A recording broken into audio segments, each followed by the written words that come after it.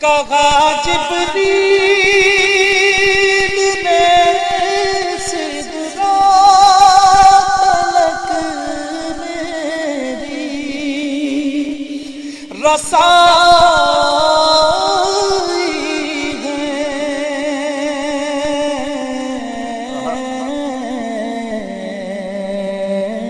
ہے کتنی منزلیں آگے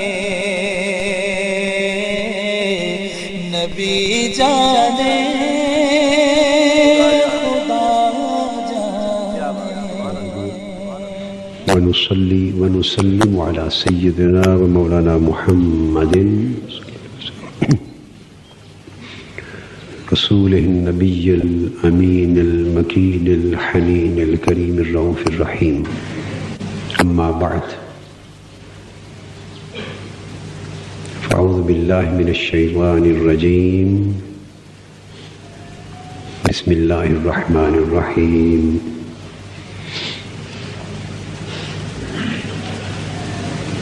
سبحان الذي أسرى بعبده ليلا. صدق الله مولانا العظيم.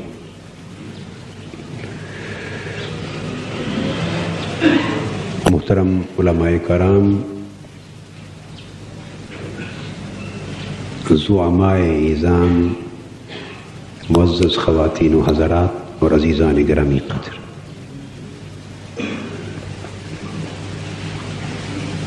اللہ رب العزت کا شکر ہے جس کی توفیق سے ہم یہاں جمع ہوئے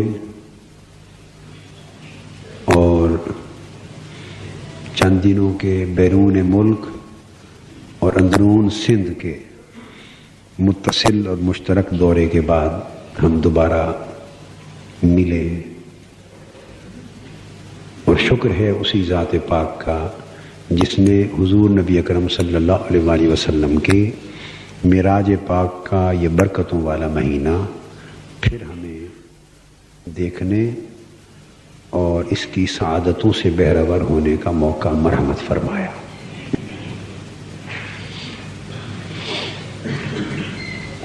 اب تو شعبان شروع ہو چکا ہے اور شب برات کی تیاریاں ہیں اور بعد ازاں ماہ رمضان المبارک کی تیاریاں ہیں. میں چونکہ باہر دورے پر تھا، امید ہے آپ حضرات کو سالانہ مسنون اعتکاف کی دعوت مل چکی ہوگی، مل چکی ہے یا نہیں، اور اس کی تیاریاں بھی آپ کی شروع ہوں گی، اور آپ سارے احباب پہلے سے زیادہ ذوق و شوق کے ساتھ 20ویں روزے سے جو مسنون اعتکاف شروع ہوتا ہے اس کی تیاری شروع کر دیں. اور 10 دن زندگی میں نکالنا اور اللہ کی چوکھٹ پر بیٹھنا، انسان اگر عزم کر لے تو مشکل بات نہیں ہے. انسان عزم اور ارادہ کر لے تو مشکل بات نہیں ہے. پچھلے سال 2500 کے لگ بھگ افراد تھے.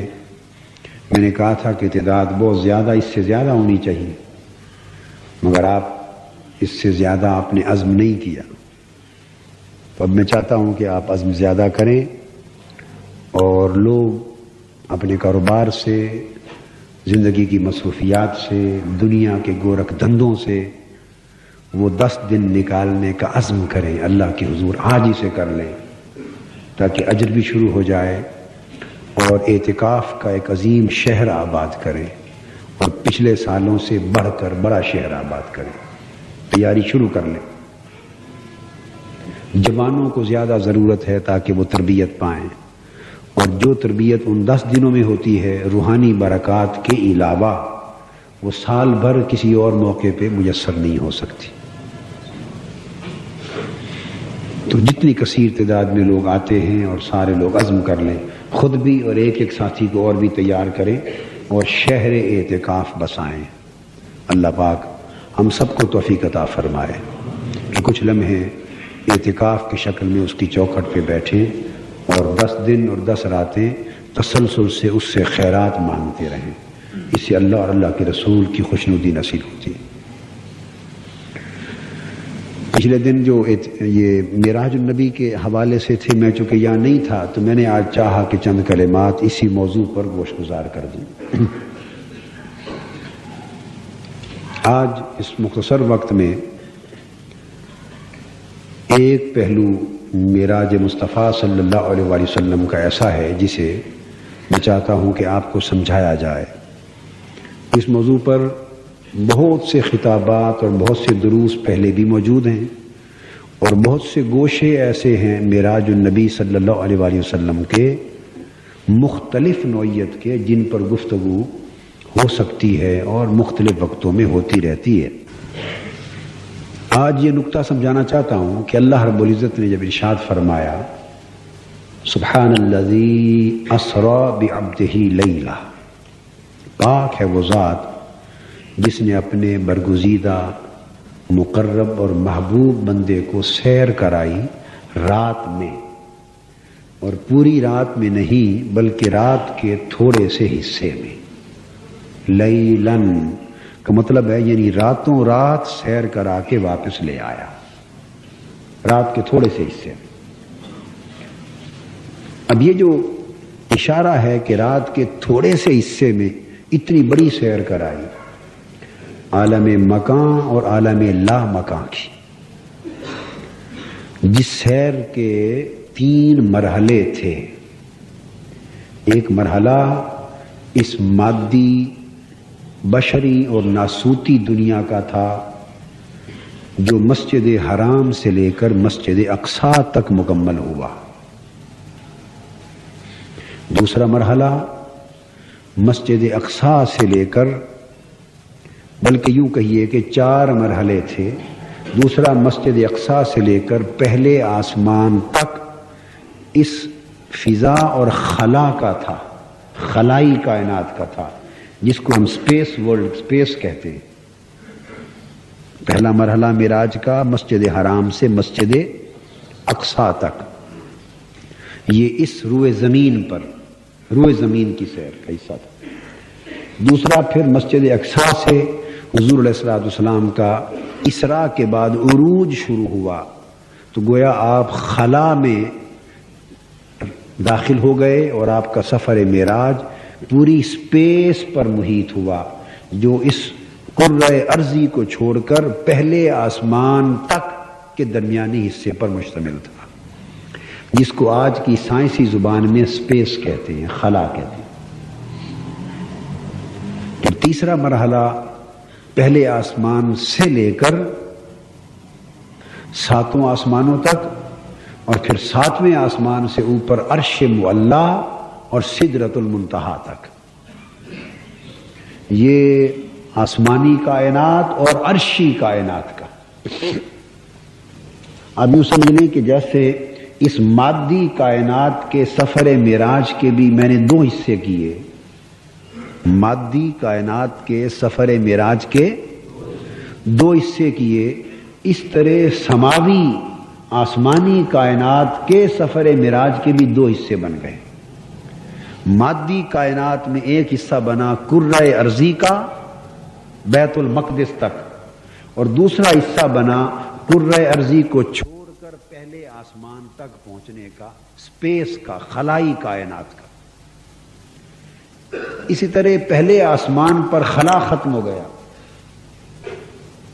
تو عالم سما شروع ہوا، تو عالم سماوات میں 7 آسمان یہ اس سفر کا ایک مرحلہ بن گئے، اور 7ویں آسمان کو عبور کرنے کے بعد پھر کائنات عرش، عرش کی کائنات، اور عرش پر پھر سدرۃ المنتہا، جہاں جا کر ملائکہ کی دنیا اور عرش کی دنیا بھی ختم ہو جاتی۔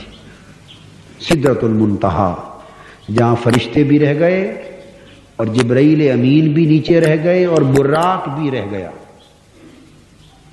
تو سدرۃ المنتہا سے آگے نہ فرشتے تھے نہ جبرائیل امین ساتھ جا سکے، جنہوں نے مسجد حرام سے آ کر حضور علیہ السلام کو، یعنی مکہ معظمہ اور کعبہ اللہ سے آ کر حضور علیہ السلام کو جگا کر ساتھ لیا تھا، جگا کر ساتھ لیا تھا، اور براق کی سواری عطا پیش کی تھی تو وہ ساتھ لے جانے والے جو اللہ کی طرف سے نمائندے بن کر خادم بن کر آئے تھے جبرائیل امین، وہ بھی سدرۃ المنتہا پہ رک گئے اور عرض کیا یا رسول اللہ صلی اللہ علیہ وسلم، اس سے آگے میرے لیے جانا بھی ممکن نہیں، چونکہ آگے اللہ رب العزت کے انوار و تجلیات کا براہ راست نزول ہو رہا ہے، اور انوار و تجلیات الہیہ کا عالم یہ ہے کہ اگر میں بھی اس میں چلا جاؤں تو جل جاؤں، یعنی جبرائیل امین بھی انوار و تجلیات الہیہ کا جو براہ راست ورود ہے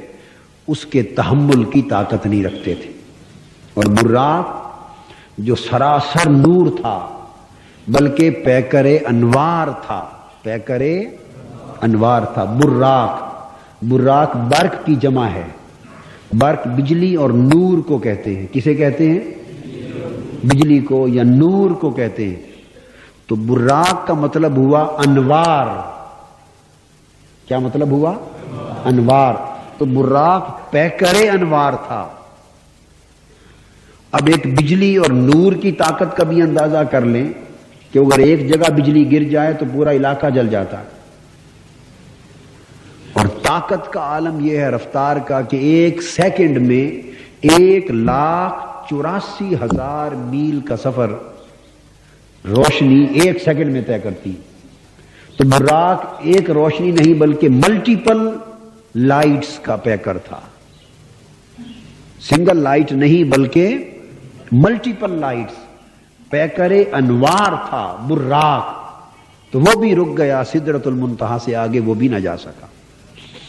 اور جبرائیل امین جو منبع انوار ہیں، براق پیکر انوار تھا اور جبرائیل امین منبع انوار ہیں، اور جن کا نور تمام ملائکہ کے نوروں سے زیادہ طاقتور ہے، تو وہ بھی سدرۃ المنتہا پہ جا کے رک گئے اور کہنے لگے کہ یا رسول اللہ صلی اللہ علیہ وسلم، اس سے آگے انوار و تجلیات الہیہ کے جلووں کا یہ عالم ہے کہ میں بھی نہیں جا سکتا، جاؤں گا تو میں بھی جل جاؤں گا۔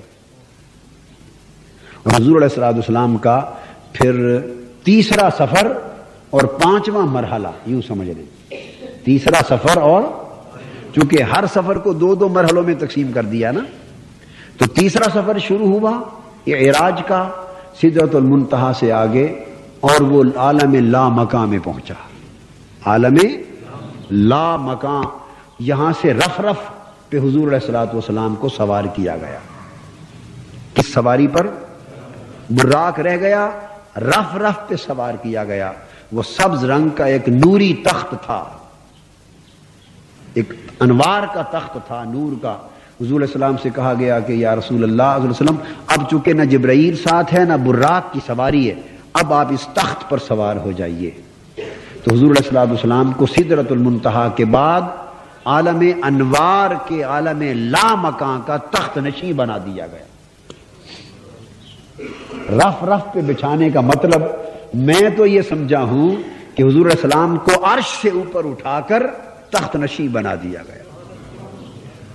رف ایک تخت تھا، اب یوں سمجھیں کہ گویا عالم لا مکان میں حضور علیہ السلام تخت نشین ہے اور ساری کائنات پست و بالا حضور کی سلطنت بن گئی۔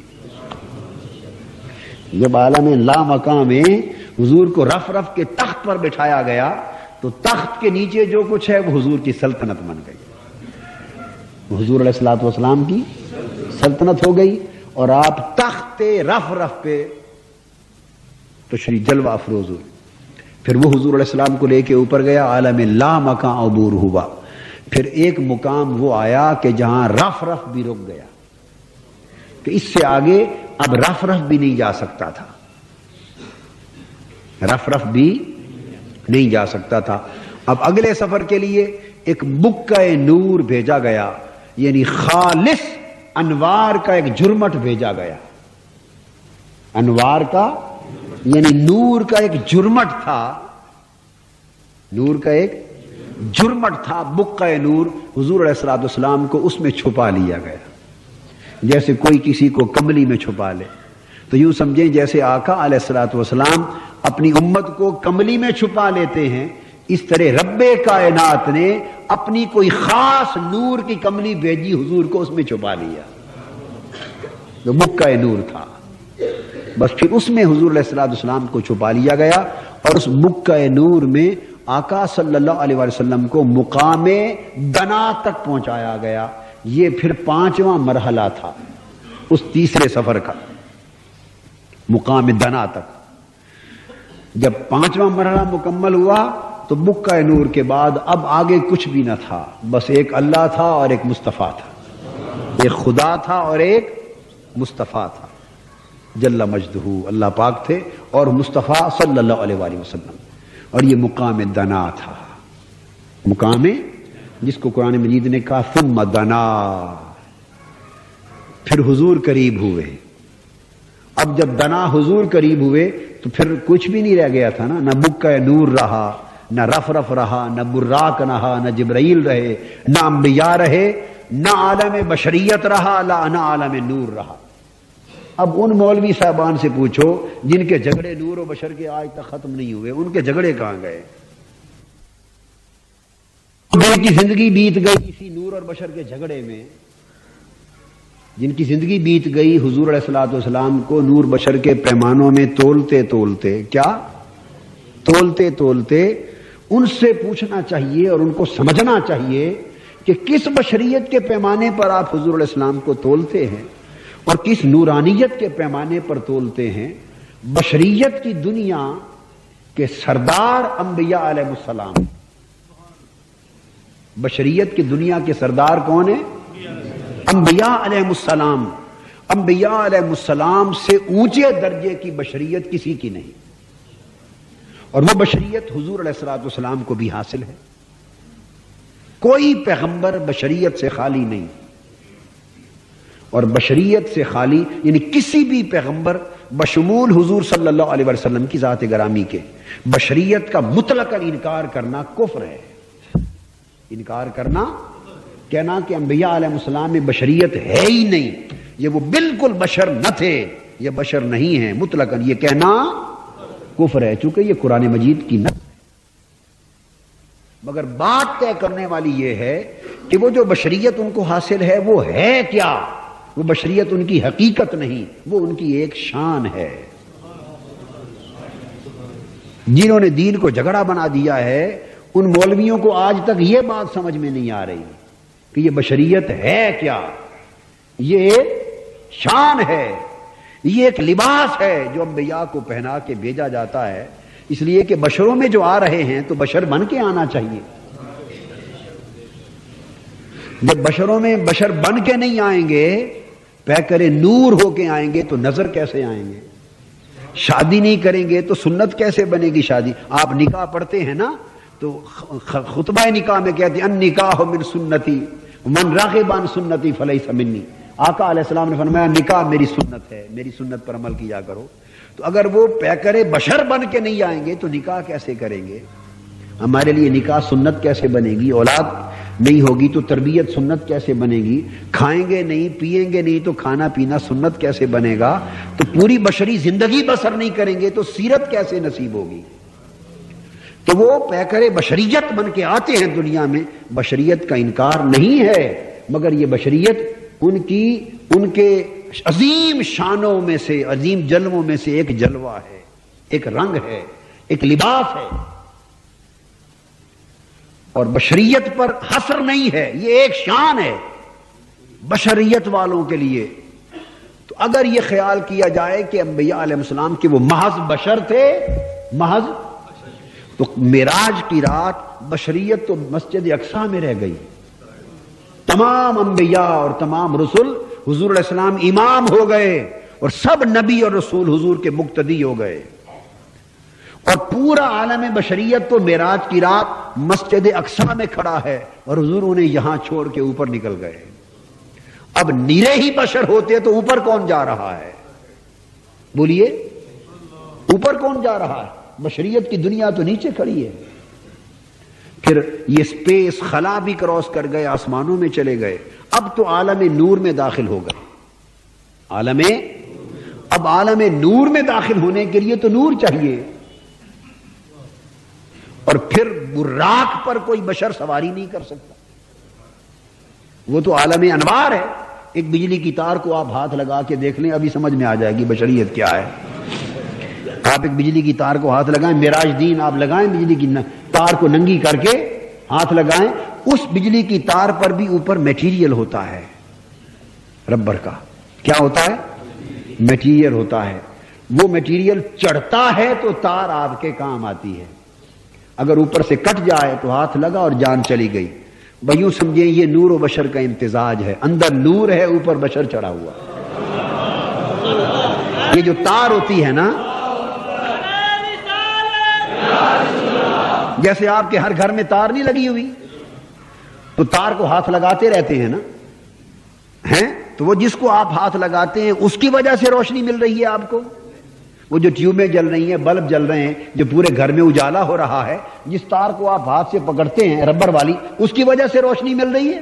نہیں، وہ تو اس کے اندر کچھ ہے، اس کے اندر ایک تار ہے، اور تار بھی کچھ نہیں، تار کے اندر ایک کرنٹ ہے، وہ کرنٹ روشنی ہے، وہ بجلی ہے، وہ سارے گھر کا اندھیرا دور کر رہی ہے، وہ اجالا دے رہی ہے، اس سے بلب جل رہے ہیں، ٹیوبیں جل رہی ہیں، پورا الیکٹرانک سسٹم اور الیکٹریسٹی کا سسٹم چل رہا ہے۔ تو دیکھیں نا، اس دنیا کی مادی روشنی کو پہنچانے کے لیے، اس روشنی کو اس کے تحمل کے لیے رب نے ایک تار بنائی تانبے کی، اس تار کو سنبھالنے کے لیے ایک ربڑ چڑھایا، تو اندر ایک نور کی کرنٹ ہے، اس کے اوپر دو تہیں، ایک تار کی اور ایک ربڑ کی چلا رکھی ہے۔ تو کتنا نادان شخص ہوگا کہ ٹیوبیں بھی جل رہی ہوں، بلب بھی جل رہے ہوں، اور وہ کہ یہ سارا کچھ یہی ربر ہی ربر ہے، یہ سارا کچھ یہ۔ تو جس طرح مادی نور کو سنبھالنے کے لیے رب نے اوپر بشریت کے لبادے چڑھا رکھے ہیں، یہ تو عالم مادیات کی شے ہے، تو وہ عالم انوار کہ جس نبی کے نور پر عالم انوار بھی مات پڑ جائے، نبی کا وہ عظیم نور جہاں جبرائیل امین کا نور بھی جواب دے جائے، برات کا نور بھی جواب دے جائے، رف کا نور بھی جواب دے جائے، اور عالم لامکان کا بکہ نور بھی جواب دے جائے، وہ نبی کا نور جہاں سارے انوار نیچے رہ جائیں، اس نبی کے نور سے ہمیں فیض دینا تھا، تو بشریت کے لبادے نہ چڑھائے جاتے؟ ایک مادی سا نور ہے، اس کی خاطر اوپر لبادے چڑھائے گئے ہیں، اور ہم لبادے دیکھ کر بھی سمجھتے ہیں کہ نہیں یہ چڑھائے ہوئے لباس ہیں، حقیقت نہیں، حقیقت اس تار کے اندر ہے۔ جب وہ آپ کھولتے ہیں اور تار تانبے نکلتی ہے، آپ کہتے ہیں نہیں یہ بھی مغالطہ تھا، یہ بھی حقیقت نہیں، کرنٹ اس کے اندر ہے، تو گویا حقیقت کئی تہوں کے نیچے ہوتی ہے۔ سب سے اوپر پیغمبر کو لبادہ بشریت پہنایا جاتا ہے۔ جن لوگوں کی نگاہ بشریت کے لبادے پر جاتی ہے وہ مغالطے میں پڑ جاتے ہیں، وہ کہتے بشر کی رٹ لگائے رکھتے ہیں۔ وہ عارف کی نگاہ جو لبادہ بشریت سے آگے گزر جاتی ہے، وہ پردہ اٹھا کر اندر دیکھتی ہے، اندر اسے نور نظر آتا ہے۔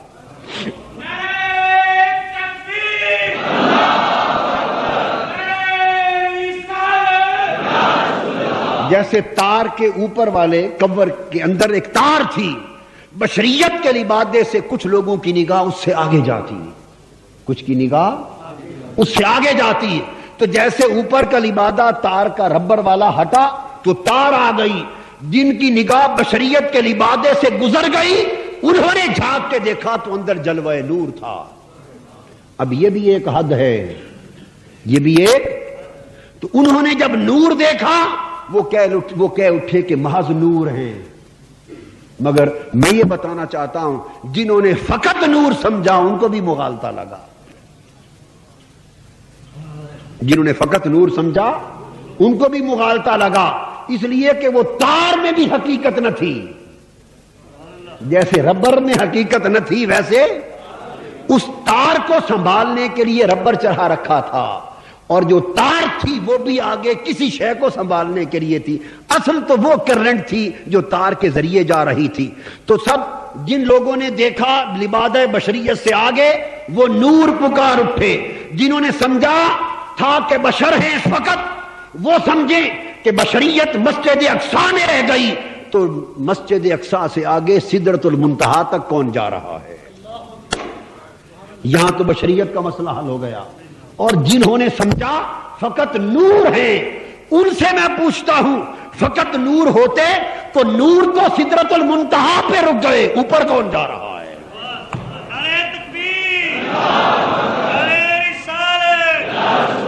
نور تو سدرت المنتہا پہ رک گئے، عالم انوار ختم ہو گیا، رف رف کا دور ختم ہو گیا، بکے نور ختم ہو گیا۔ چلو اب ہم یہ کہہ سکتے ہیں کہ وہ نور کمزور تھے، نور مصطفیٰ طاقتور تھا، فرشتوں کے نور سدرت المنتہا پہ رک گئے، اور نور مصطفیٰ وہ سارے مرحلے طے کر کے بکہ نور سے آگے مقام دنا تک پہنچا، مگر مقام دنا سے آگے نہ تو بشریت کی مجال، بشریت کی تو پہلے ہی مجال ختم ہو گئی، مقام دنا سے آگے نہ بشریت کی مجال تھی نہ نورانیت کی مجال تھی۔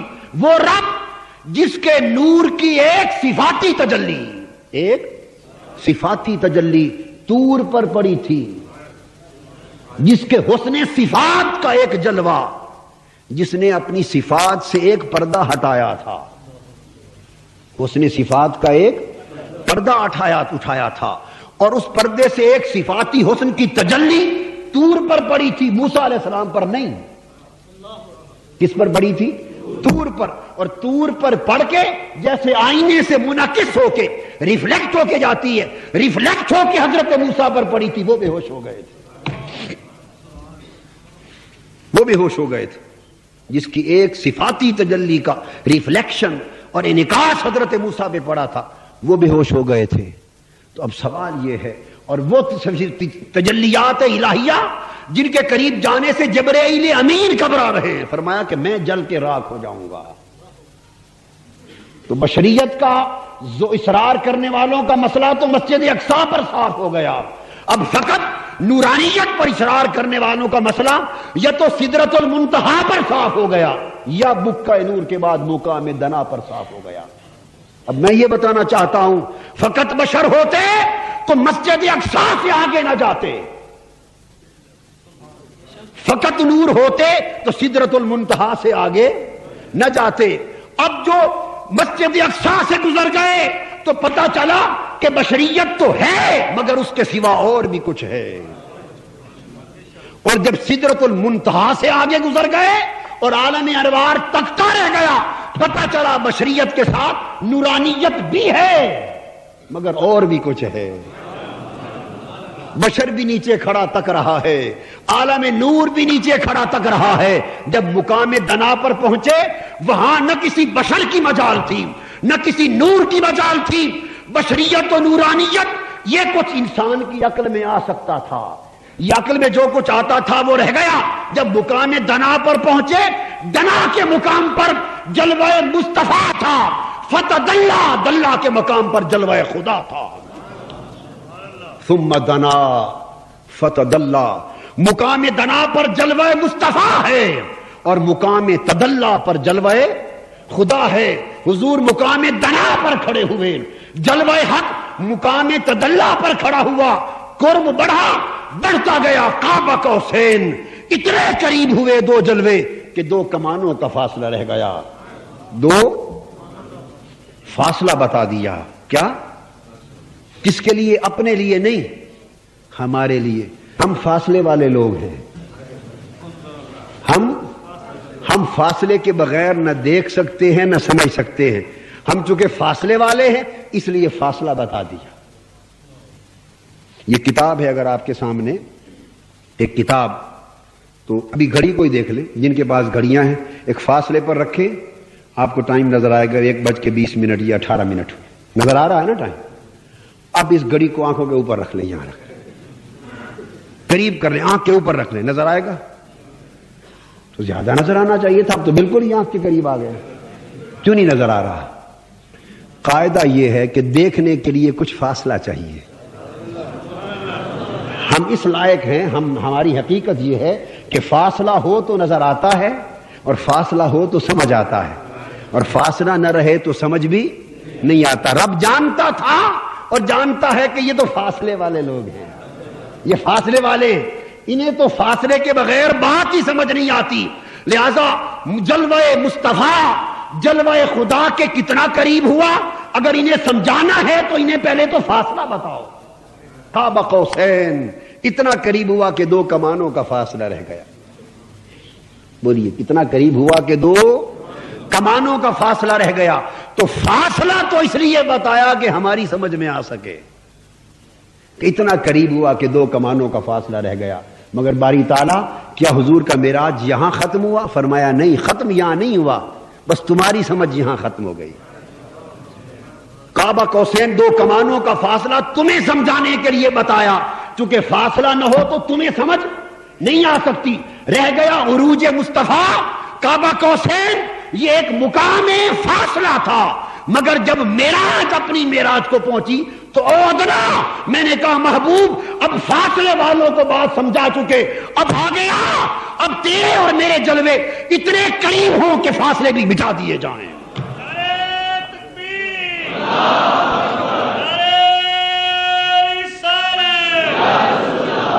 پھر جلوہ مصطفیٰ اور جلوہ خدا اتنے قریب ہوئے کہ فاصلے مٹا دیے گئے. کوئی فاصلہ نہ رہا، کوئی فرق نہ رہا، کوئی دوری نہ رہی، کوئی غیریت نہ رہی. سارے فاصلے شب معراج مٹا دیے گئے. بس ایک فاصلہ رکھ لیا، وہ یہ کہ وہی رب رہا، یہ اس کا بندہ رہا. وہ معبود رہا، یہ ان کے عبد رہے. یہ قوس عبدیت رہی، وہ قوس احدیت رہی. یہ قوس محمدیت عبدیت رہی، وہ قوس احدیت و الوہیت رہی. بس وہ خدا تھا، یہ مصطفیٰ تھا. یہی ایک فاصلہ رکھا، باقی سارے فاصلے مٹا دیے. اور لوگوں کو کہا کہ لوگوں مصطفیٰ کو میں نے اپنے جلووں میں اس طرح فنا کر دیا ہے، اتنا فنا کر دیا ہے، اب جو ان کی اطاعت کرے وہ میری اطاعت ہوگی، جو ان کی نافرمانی کرے وہ میری نافرمانی ہوگی، جو اس سے محبت کرے وہ مجھ سے محبت ہوگی، جو اس سے دور ہوگا وہ مجھ سے دور ہوگا، جو اس کے قریب ہوگا وہ میرے قریب ہوگا، جو اس کا ہو جائے گا وہ میرا ہو جائے گا، جو اس کو تکلے گا وہ مجھ کو تکلے گا، جو اس کو تکلے گا وہ مجھ کو تکلے گا. بس مصطفیٰ خدا نہیں ہوا، باقی سب کچھ ہو گیا. اللہ، ایک مصطفیٰ خدا نہیں، باقی سب کچھ ہے. اب کتنے عجیب تعجب کی بات ہے جو لوگ کہتے ہیں اب حضور کو کی شان بڑھا دیتے ہیں. بھئی بڑھانا کہاں، گھٹانا کہاں؟ ہماری کیا مجال کے بڑھائیں اور ہماری کیا مجال کے گھٹائیں؟ کوئی حد ہے؟ حد ہو تو بڑھائی جائے. حد تو رب نے مٹا دی ہے.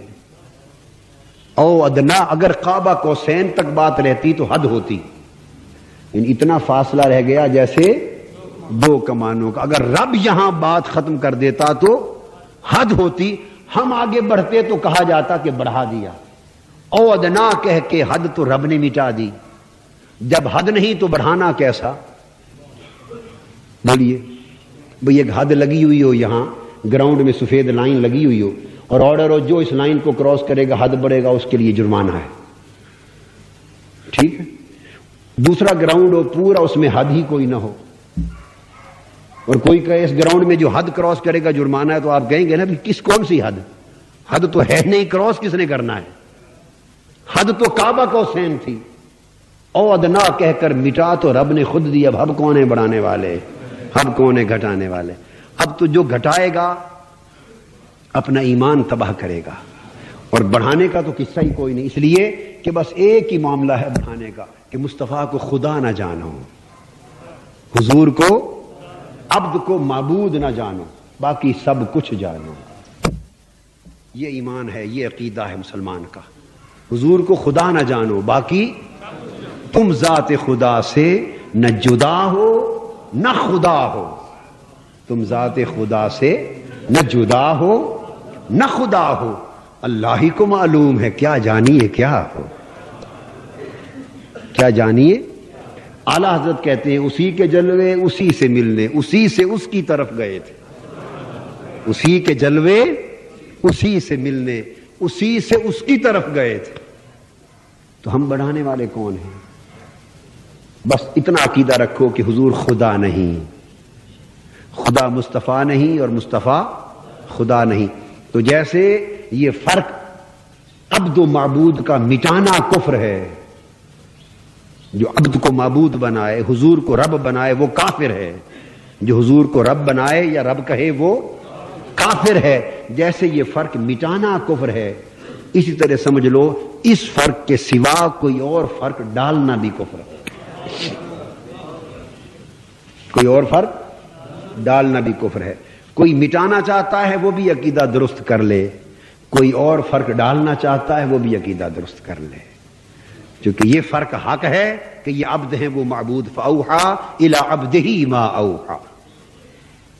مگر اس فرق کے علاوہ ڈالنا بھی کفر ہے, کیونکہ رب نے او ادنا کہہ کے سارے مٹا دیے. اب ہم رب کا شریک کیوں بنتے؟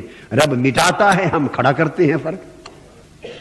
رب کہتا ہے محبوب اس ایک فرق عبدیت کے سوا تجھ میں اور مجھ میں اور کوئی فرق نہ رہے, اور ہم کہتے ہیں نہیں ہم اور یہ فرق بھی ڈالیں گے, یہ بھی ڈالیں گے, یہ بھی ڈالیں گے. ہم دیواریں کھڑی کرتے ہیں, وہ مٹاتا ہے. یہ رب کا شریک بننے کے مترادف ہے. تو آقا صلی اللہ علیہ وآلہ وسلم کو رب کائنات نے یہ مقام عطا فرمایا شب معراج. تو اتنا سارا سفر گئے, اتنا سفر گئے, اور پھر جب کوئی نہ تھا اور آپ کو پہلے قرب صفات کے ذریعے صفات کی فنائیت عطا کی, پھر قرب ذات کے ذریعے ذات کی فنائیت عطا کی, اور جب ذات و صفات میں حضور اللہ کے مظہر اتم بن گئے, اور جب دنا و تدلا اور پھر او ادنا کی منزلوں پر سامنے بیٹھے, اور آقا نے جلوہ حق کیا ما زاغ البصر وما طغا. حضور کی نگاہیں جم گئیں جلوہ حق میں. جب وہ جلوہ کیا اس وقت رب نے کہا محبوب تجھ پر سلامتی ہو. اللہ اکبر. یعنی محبوب تم سلامت رہو. کیا فرمایا؟ کتنا پیار بھرا کلمہ ہے. ڈوب جاؤ اس کلمے کی مٹھاس میں, تصور میں. اس مقام پر بٹھا کر جہاں کوئی نہ تھا سامنے بٹھا کے فرمایا محبوب تم پر سلامتی.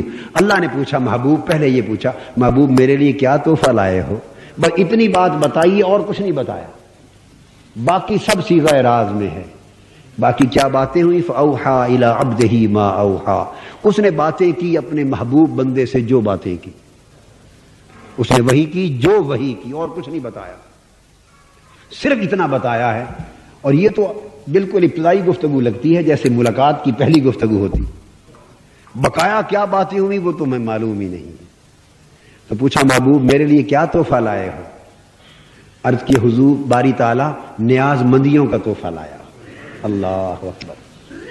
شان بندگی کا اظہار, بندے کی شان ہی یہ ہے نا.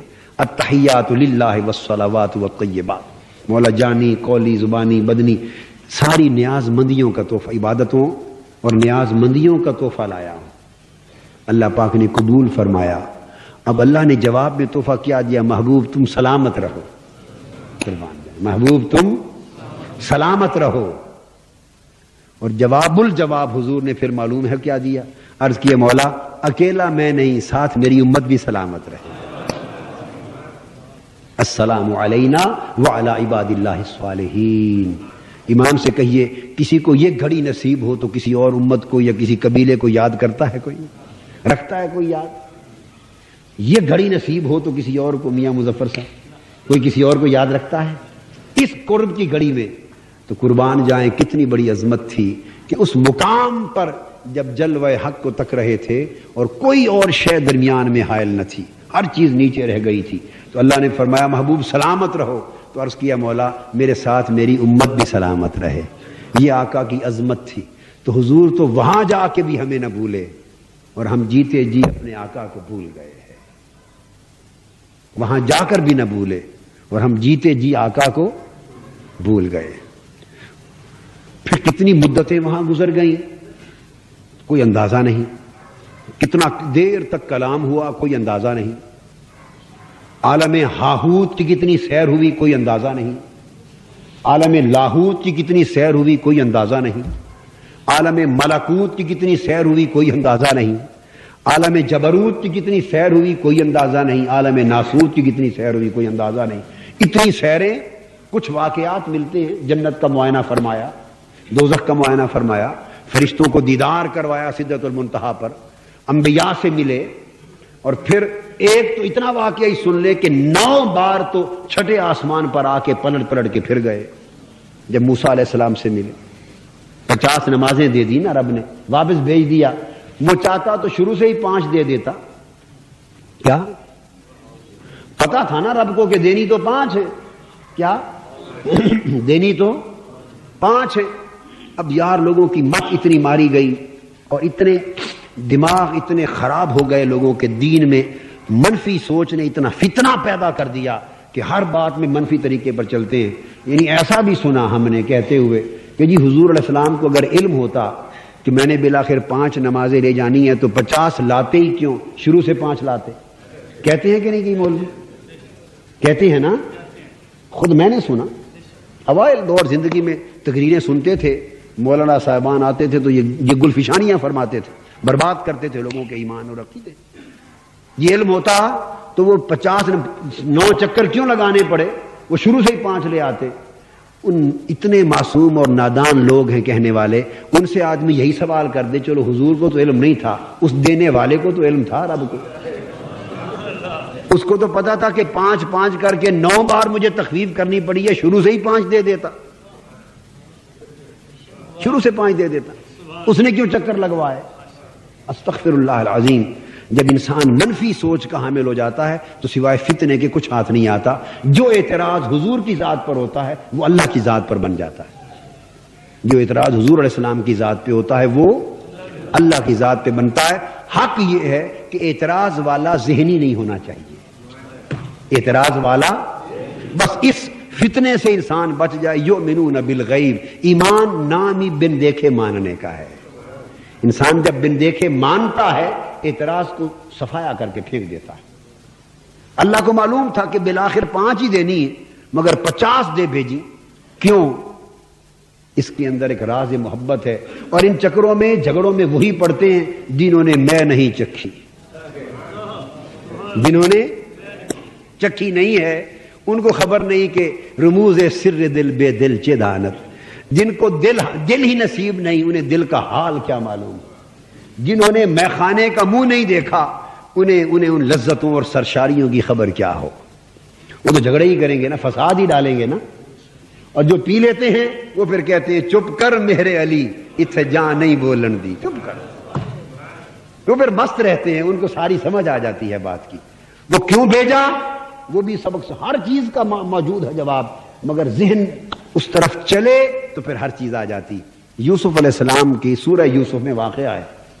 مدتوں کے بعد یوسف علیہ السلام کو ان کے بھائی بنیامین ملے. بلا تشبیہ و بلا مثال نقطہ سمجھا رہا ہوں. یوسف علیہ السلام کا پتہ ہے نا بھائیوں نے پھینک دیا تھا. پھر بڑی مدت کے بعد وہ غلہ لینے کے لیے گئے. پھر ان کے سگے بھائی بنیامین تھے. یوسف علیہ السلام نے پہچان لیا اپنے بھائی بنیامین کو. بھائی نہیں پہچان سکے. ان کا دل چاہا کہ میں اس بھائی کو روک لوں، بنیامین کو اپنے پاس روک لوں. مگر روکوں کیسے؟ وہ یہ بھی نہیں چاہتے کہ ظاہر ہو کہ میرے اشتیاق اور محبت کا یہ عالم ہے. یہ بھی نہیں چاہتے کہ میں یوسف ہوں یہ راز بھی کھل جائے. اور روکنا بھی چاہتے ہیں. انہوں نے کسی کو کہا کہ اس میرے بھائی بنیامین کے سامان میں کچھ ہماری چیزیں ڈال دو. چیزیں ڈال دیں، سامان بند ہو گیا. اس کے بعد جب چلنے لگے تو لوگوں نے آ کے کہا جی ہماری فلاں چیزیں غائب ہیں. یوسف علیہ السلام نے فرمایا سب کے سامان کی تلاشی لو، جس کے سامان سے ہماری چیزیں ملیں گی اس کو ہم روک لیں گے اپنے پاس سزا کے طور پر. اس کو روک لیں گے، باقیوں کو جانے دیں گے. جب حضرت بنیامین کا سامان کھلا تو چیزیں مل گئی. فرمایا یہ تو اب قانون ہے، ان کو تو ہم روک لیتے ہیں. بھائی بولے اب ہم. انہوں نے کہا کہ آپ جائیں اپنے والد صاحب کو جا کے بتائیں کہ وہ بھائی کے سامان سے چیزیں نکلی تھی، روک لیا ہے. اب وہ بھی آئیں گے اور پھر آگے بات چیت مذاکرات ہوں گے. تو ان کو روک لیا چیزیں ڈال کر اور بھائیوں کو بھیج دیا. یہ قرآن مجید نے یوسف علیہ السلام کا ایک واقعہ سنایا ہے. وہ صرف انہی تک نہیں کوئی اور راز سمجھانے کے لیے سنایا ہے. بلا تشبیہ بلا مثال. وجدان یہ کہتا ہے محبوب تم آج مل کے واپس جا رہے ہو. فرمایا ان کے سامان میں 50 نمازیں ڈال دو. ہائے ہائے ہائے ہائے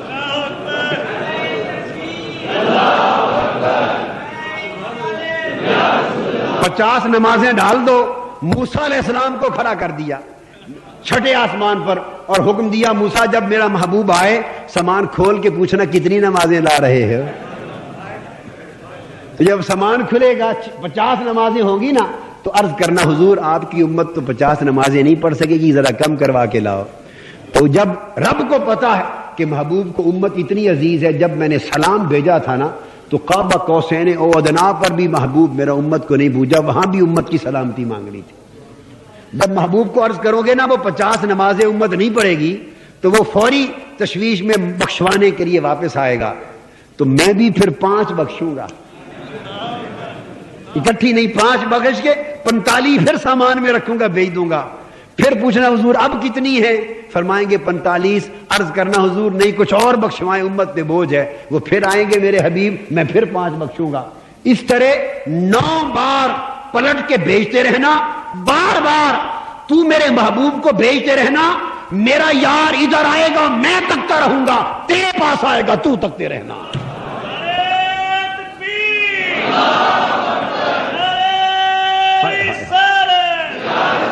سارے کام ہو جائیں گے، پلٹ پلٹ کر 9 بار آئے گا، محبوب مجھے تکتا رہے گا، اس کا کام بھی بنتا رہے گا، ہر بار میں اس کا جلوہ کروں گا، میری خوشی بھی ہوگی، اور پلٹ کر تیرے پاس آئے گا، بار بار تو بھی تکتے رہنا۔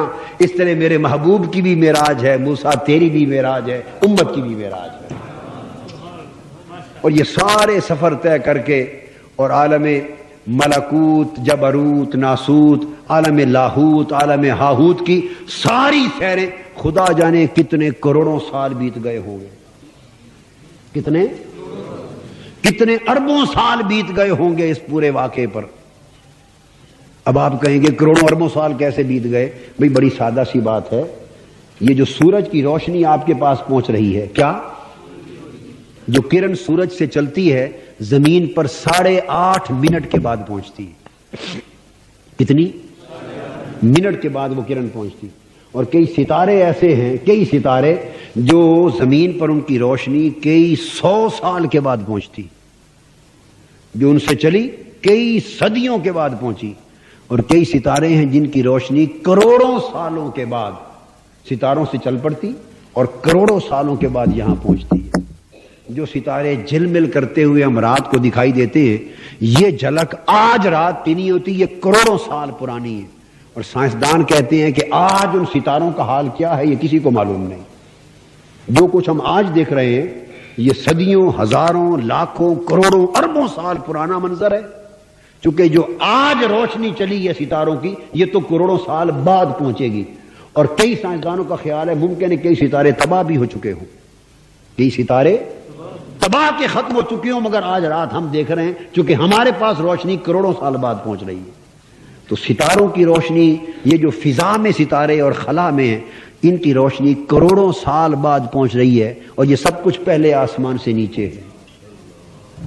تو آقا تو کروڑوں سامان آسمانوں کی مسافتیں چھوڑ کر اوپر چلے گئے، تو کیا خیال ہے حضور کا سفر کروڑوں اربوں سالوں کا نہیں ہوگا؟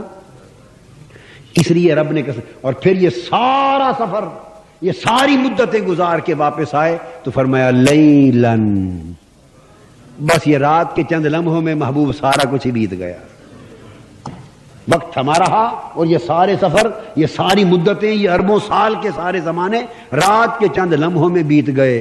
تو فرمایا محبوب ون نجم اذا ہوا، قسم ہے تیری کہ تو بھی ایک ستارہ ہے، یہ بھی جو چمک رہے ہیں ستارے ہیں، ان ستاروں کی روشنی جو 4 ہاتھ کے فاصلے پر ہے، ان کی روشنی کروڑوں سال بعد پہنچ رہی ہے محبوب، وہ ستارے، اور ایک ستارہ تو بھی ہے، تو کھربوں برس کی مسافتیں طے کر کے آیا، اور جب واپس آیا تو ایسے لگا کہ پانی بھی ابھی چل رہا ہے اور کنڈی بھی ہل رہی ہے، بستر کی گرمی بھی ختم نہیں ہوئی۔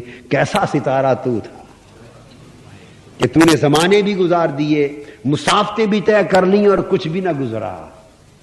سبحان الذی اسری بعبدہ لیلا، پاک ہے وہ ذات جس نے بس راتوں رات ایک لمحے میں محبوب تجھے ساری سیریں کرا دی۔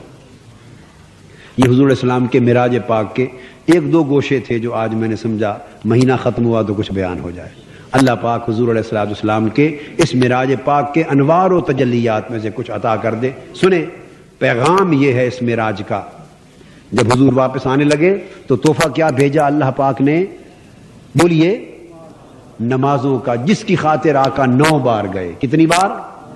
تو یہ ہر فرض اس زمین پر ملا، نماز قاب قوسین او ادنا سے ملی۔ لہذا جنہیں معراج کی قدر ہے انہیں چاہیے کہ زندگی میں کچھ ہو جائے نماز نہ چھوٹے۔ آج عہد کر لیں کہ نماز، یہ اس لیے حضور نے فرمایا یہ مومن کی معراج ہے، جو مصلی پر کھڑے ہو کے نماز پڑھتا ہے اسے کعبہ قوسین کی لذتیں نصیب ہو جاتی ہیں۔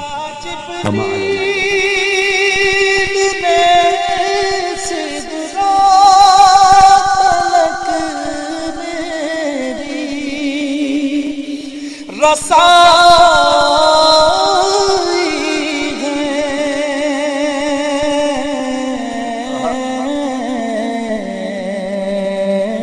ہے کتنی منزلیں آگے